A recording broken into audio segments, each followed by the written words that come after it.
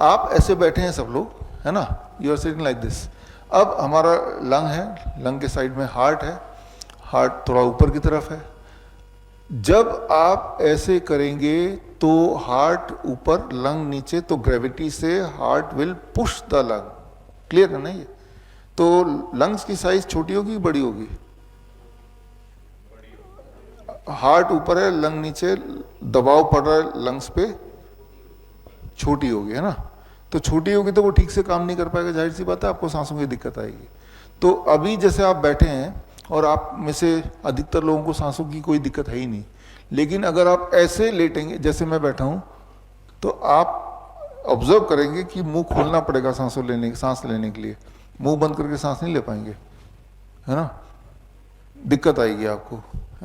तो आपको समझना पड़ेगा कि ग्रेविटी एक इंपॉर्टेंट मुख्य भूमिका प्ले करता है, जिससे आपके बॉडी के ऑर्गन के साइज छोटा बड़ा, उनका काम ज़्यादा कम हो जाता है। उदाहरण के तौर पर मैं कुछ एग्जांपल दूंगा।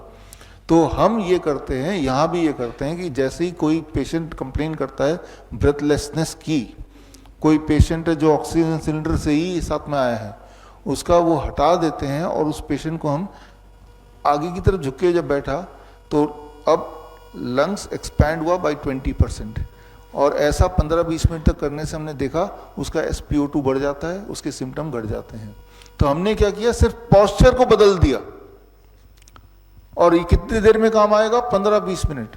तो वो जो ऑक्सीजन पे निर्भरता थी उसको खत्म करने के लिए हमने ऑल्टरनेटिवली पोस्चर यूज किया, right. It is called postural medicine. आप देखेंगे कि किसी भी हॉस्पिटल में पेशेंट को लिटाया होता है तो कैसे पेशेंट लेटा होता है? पेशेंट हमेशा हॉस्पिटल में लेटा होता है, पीठ के बल लेटा होता है ना, राइट। अब जब पीठ के बल मान लो मैं लेटा हूं, तो हम लंग्स छोटा होगा कि बड़ा होगा? छोटा होगा, है ना। उसी पेशेंट को मैंने पेट के बल लिटा दिया, इट्स कॉल्ड प्रोन वेंटिलेशन, याद रखिए, प्रोन। तो अब जैसे पेशेंट लेटा हुआ है तो द लंग एक्सपैंडेड, और ऐसे ही लेटा रहेगा तो 15-20 मिनट में उसका SpO2 बढ़ने लगेगा, या तो बैठे या लेटे, राइट। लेकिन लेटने का पोस्चर ये है। अब देखिए जो स्लीप एपनिया का पेशेंट है यहाँ पे कोई स्लीप एपनिया, मतलब आधी रात को उसकी सांसें अटक जाती है, वो उठ जाता है। तो स्लीप एपनिया का पेशेंट आप है ना, स्लीप एपनिया का पेशेंट को क्या करना चाहिए कि उसकी सांसें ठीक से बनी रहे? सबसे इंपॉर्टेंट तो सांसें ही हैं, वही रुक गया तो फिर बचा ही क्या। तो उसके लिए हमने वो तभी वो सांसें आती रहेंगी जब उसका लंग एक्सपैंडेड रहेगा, है ना, समझ रहे हैं ना। तो लंग को एक्सपैंड करने के लिए आप याद रखिए, जब आप पीठ के बल लेटते हैं तो लंग्स कोलैप्स होता है सभी का, तो सांसें लेनी थोड़ी सभी के लिए मुश्किल है। लेकिन जिसका लंग्स ऑलरेडी कॉम्प्रोमाइज्ड है तो उसके लिए और मुश्किल हो जाएगा, और सांसें नहीं आएंगी तो वो उड़ जाएगा, जग जाएगा। स्लीप एपनिया बोलते हैं इसको, है ना। तो ऐसे लोगों को हम बोलते हैं जब तक ये ठीक ना हो जाए, ठीक करने के लिए वो 3 दवाइयां हैं, पर उसको कुछ दिन लगेंगे, तब आपको पीठ के बल नहीं सोना है। क्लियर होगी बात? पीठ के बल नहीं सोना है। अब होगा क्या, उनको तो आदत है, जब वो सो रहा है उसको थोड़ा ना पता कि वो पीठ के बल सो रहा है या पेट के बल सो रहा है, साइड पोस्चर में सो रहा है, उसे तो नहीं पता।